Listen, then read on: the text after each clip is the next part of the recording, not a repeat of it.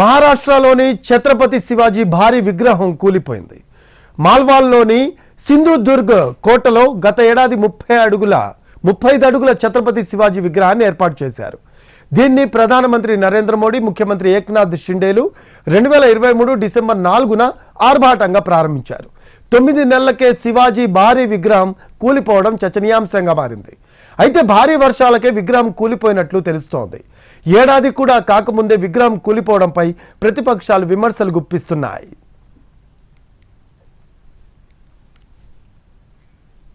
మహారాష్ట్రలోని ఛత్రపతి శివాజీ భారీ విగ్రహం కూలిపోయింది.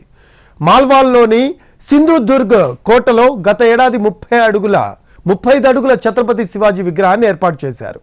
దీన్ని ప్రధానమంత్రి నరేంద్ర మోడీ, ముఖ్యమంత్రి ఏక్నాథ్ షిండేలు 2023 డిసెంబర్ 4న ఆర్భాటంగా ప్రారంభించారు.